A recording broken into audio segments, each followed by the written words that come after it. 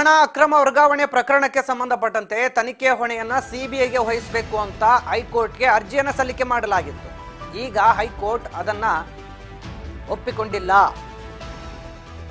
ತನಿಖೆ ಹೊಣೆಯನ್ನ ಸಿಬಿಐಗೆ ವಹಿಸಲು ಹೈಕೋರ್ಟ್ ನಕಾರವನ್ನು ತೋರಿದೆ. ಯೂನಿಯನ್ ಬ್ಯಾಂಕ್ ಸಲ್ಲಿಸಿದಂತ ಅರ್ಜಿ ವಜಾಗೊಂಡಿದೆ. ಸೆಕ್ಷನ್ 35A ಅಡಿಯಲ್ಲಿ ಸಿಬಿಐ ತನಿಖೆಗೆ ಅವಕಾಶ ಇಲ್ಲ ಅಂತೇಳಿ ಕೋರ್ಟ್ ಈಗ ಸದ್ಯ ಏನು ಮೇಲ್ಮನವಿಯನ್ನ ಸಲ್ಲಿಸಲಾಗಿತ್ತು ಆ ಮನವಿಯನ್ನ ತಿರಸ್ಕರಿಸಿದೆ. ನೋಡಿ, ಸೆಕ್ಷನ್ 35A ಅಡಿಯಲ್ಲಿ ಸಿಬಿಐ ತನಿಖೆಗೆ ಅವಕಾಶ ಇರೋದಿಲ್ಲ. ಹೀಗಾಗಿ ವಾಲ್ಮೀಕಿ ನಿಗಮ ಅಕ್ರಮ ಹಣ ವರ್ಗಾವಣೆ ಪ್ರಕರಣವನ್ನ ಸಿಬಿಐಗೆ ಕೊಡೋಕೆ ಬರೋದಿಲ್ಲ ಅಂತ ಹೇಳಲಾಗಿದೆ. ಬ್ಯಾಂಕಿಂಗ್ ನಿಯಂತ್ರಣ ಅಧಿನಿಯಮದ ಪ್ರಕಾರ ತನಿಖೆಗೆ ಅವಕಾಶ ಇಲ್ಲ. ಹೀಗಾಗಿ ಇದನ್ನ ಸಿಬಿಐಗೆ ಕೊಡೋಕೆ ಬರೋದಿಲ್ಲ. ಯೂನಿಯನ್ ಬ್ಯಾಂಕ್ ಸಲ್ಲಿಸಿದಂತ ಅರ್ಜಿಯನ್ನ ವಜಾಗೊಳಿಸಿದೆ. ಯೂನಿಯನ್ ಬ್ಯಾಂಕ್ ಸಲ್ಲಿಸಿತ್ತು ಅರ್ಜಿ, ಸಿಬಿಐ ಕೊಡಿ ಇದು ತನಿಖೆ ಆಗಲಿ, ಲೋಕಾಯುಕ್ತ ತನಿಖೆ ನಮಗೆ SIT ಏನು ಅಲ್ಲ, SIT ತನಿಖೆ ಏನಿದೆ ಅದು ನಮಗೆ ಯಾಕೋ ನ್ಯಾಯಸಮ್ಮತ ಅಂತ ಅನಿಸಿಲ್ಲ. ಸೊ ಇಡಿನೂ ತನಿಖೆ ಮಾಡ್ತಾ ಇದೆ, ಇದನ್ನ ಸಿಬಿಐ ಕೊಟ್ಟರೆ ಒಳ್ಳೆಯದು ಅಂತ ಕೇಂದ್ರ ತನಿಖಾ ಸಂಸ್ಥೆಯ ಜವಾಬ್ದಾರಿ ವಹಿಸಲಿ ಅಂತ ಹೇಳಿ ಯೂನಿಯನ್ ಬ್ಯಾಂಕ್ ಸಲ್ಲಿಸಿದಂಥ ಅರ್ಜಿ ಏನಿತ್ತು ಆ ಅರ್ಜಿ ವಿಚಾರಣೆ ನಡೆಸಿದಂಥ ಹೈಕೋರ್ಟ್ ಈಗ ನೋ ಚಾನ್ಸೇ ಇಲ್ಲ, ಅದು ನಿಯಮಗಳ ಪ್ರಕಾರ ಬರೋದಿಲ್ಲ, ಇದನ್ನು ನಾವು ಸಿಬಿಐಗೆ ಕೊಡಕ್ಕೆ ಬರೋದಿಲ್ಲ, ಸೆಕ್ಷನ್ 35A ಅಡಿಯಲ್ಲಿ ಇದು ಸಿಬಿಐ ತನಿಖೆಗೆ ಅವಕಾಶ ಇರೋದಿಲ್ಲ, ಹಾಗಾಗಿ ನಾವು ಇದನ್ನು ಸಿಬಿಐಗೆ ಕೊಡೋಕೆ ಆಗೋದಿಲ್ಲ. ವಾಲ್ಮೀಕಿ ನಿಗಮ ಹಗರಣ ಈಗ ಸದ್ಯ ಸಿಬಿಐಗೆ ವಿಚಾರಣೆಗೆ ಕೊಡೋಕೆ ಅವಕಾಶಗಳು ಇಲ್ಲ ಅಂತೇಳಿ ಕೋರ್ಟ್ ಯೂನಿಯನ್ ಬ್ಯಾಂಕ್ ಸಲ್ಲಿಸಿದಂಥ ಅರ್ಜಿಯನ್ನು ವಜಾಗೊಳಿಸಿದೆ. ಈಗಾಗಲೇ ಇಡಿ ತನಿಖೆ ಮಾಡಿದೆ, ಇಡಿ ಚಾರ್ಜ್ ಶೀಟ್ ಸಲ್ಲಿಕೆ ಮಾಡಿದೆ, SIT ತನಿಖೆ ಮಾಡಿದೆ, SIT ಚಾರ್ಜ್ ಶೀಟ್ ಸಲ್ಲಿಕೆ ಮಾಡಿದೆ. SIT ಚಾರ್ಜ್ ಶೀಟಲ್ಲಿ ಸಲ್ಲಿಕೆ ಮಾಡಿರೋದೆಲ್ಲ ನೋಡ್ತಾ ಇದ್ರೆ ಅಧಿಕಾರಿಗಳ ತಪ್ಪಿದೆ ಅಂತ ಇದೆ. ಇಡಿ ತನಿಖೆ ನೋಡಿದ್ರೆ ಇಡಿಯಲ್ಲಿ ಜನಪ್ರತಿನಿಧಿಗಳ ತಪ್ಪಿದೆ ಅಂತ ಇದೆ. ಈಗ ಮತ್ತು ಮಧ್ಯದಲ್ಲಿ ಇನ್ನೊಂದು ಸಿಬಿಐ ತನಿಖೆ ಬೇಕು ಅಂತ ಅರ್ಜಿ. ಒಟ್ಟಿನಲ್ಲಿ ವಾಲ್ಮೀಕಿ ನಿಗಮ ಹಗರಣಕ್ಕೆ ಸಂಬಂಧಪಟ್ಟಂತೆ ಸಾಕಷ್ಟು ಬೆಳವಣಿಗೆಗಳು ನಡೀತಾ ಇದೆ. ಕೊನೆಗೆ ಏನು ನ್ಯಾಯ ಸಿಗುತ್ತೆ ಅನ್ನೋದೇ ಯಕ್ಷ ಪ್ರಶ್ನೆ, ಕಾದು ನೋಡ್ಬೇಕಷ್ಟೆ.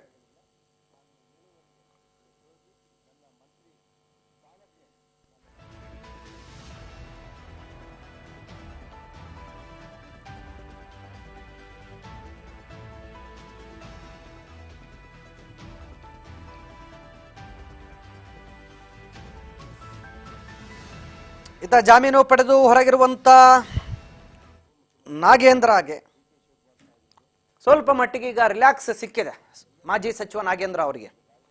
ಈಗ ಮಾಜಿ ಸಚಿವ ನಾಗೇಂದ್ರ ಅವರಿಗೆ ಮತ್ತೆ ಸಚಿವ ಸ್ಥಾನದ ಗುಸುಗುಸು ಕೂಡ ನಿನ್ನೆಯಿಂದ ಸದ್ದು ಮಾಡ್ತಾ ಇತ್ತು.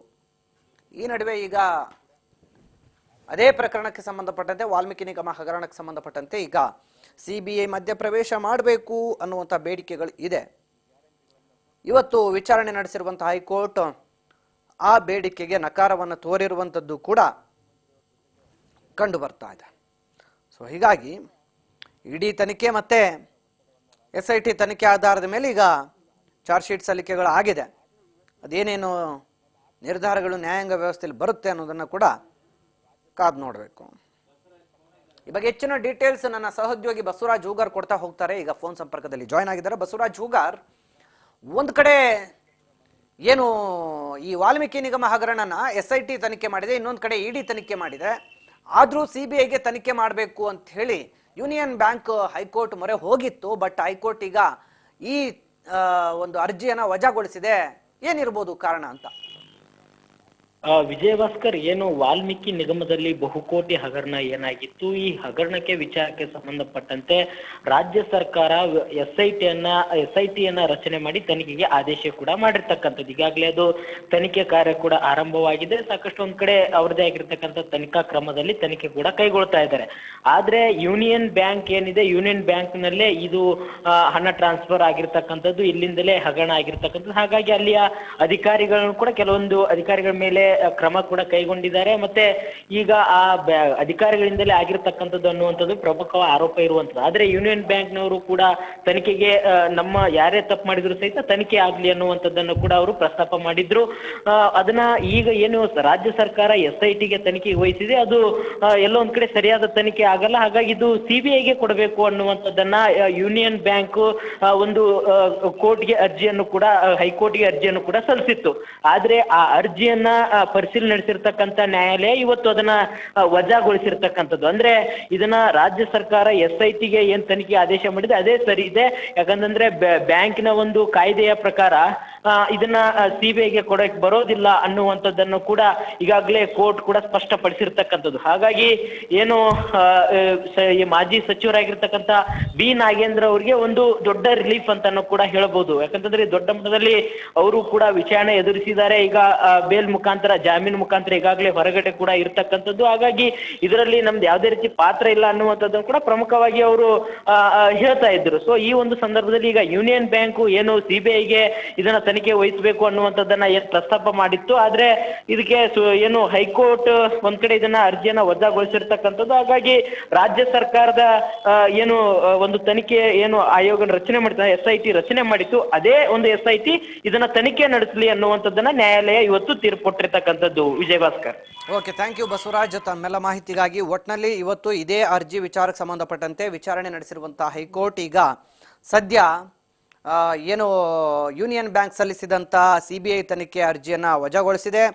ಇಲ್ಲಿ ವಿಶೇಷವಾಗಿ ಇವತ್ತು ಸರ್ಕಾರದ ಪರ ವಕೀಲರಾಗಿರುವಂಥ BV ಆಚಾರ್ಯ ಅವರು ವಿಚಾರಣೆಗೆ ಇವತ್ತು ಏನು ವಕಾಲತ್ತನ್ನು ವಹಿಸಿದ್ರು. ವಾದ ಪ್ರತಿವಾದಗಳು ನಡೀತು. CBI ತನಿಖಾ ಸಂಸ್ಥೆ ಕೇಂದ್ರ ಸರ್ಕಾರದ ಅಧೀನಕ್ಕೆ ಒಳಪಟ್ಟಿರುತ್ತೆ. ಹೀಗಾಗಿ CBI ತನಿಖೆ ನಡೆಸುವುದು ಅಂತಂದ್ರೆ ಅದು ಒಕ್ಕೂಟ ವ್ಯವಸ್ಥೆಗೆ ಒಂದು ಅಡಕತ್ರಿ ಆದಂಗೆ ಆಗುತ್ತೆ.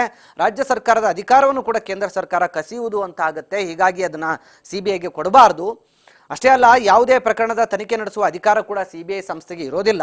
ಕೇಂದ್ರ ಸರ್ಕಾರವು ರಾಜ್ಯ ಸರ್ಕಾರದ ಅಧಿಕಾರದಲ್ಲಿ ಹಸ್ತಕ್ಷೇಪವನ್ನು ಮಾಡೋದಕ್ಕೂ ಕೂಡ ಅವಕಾಶಗಳು ಇಲ್ಲ.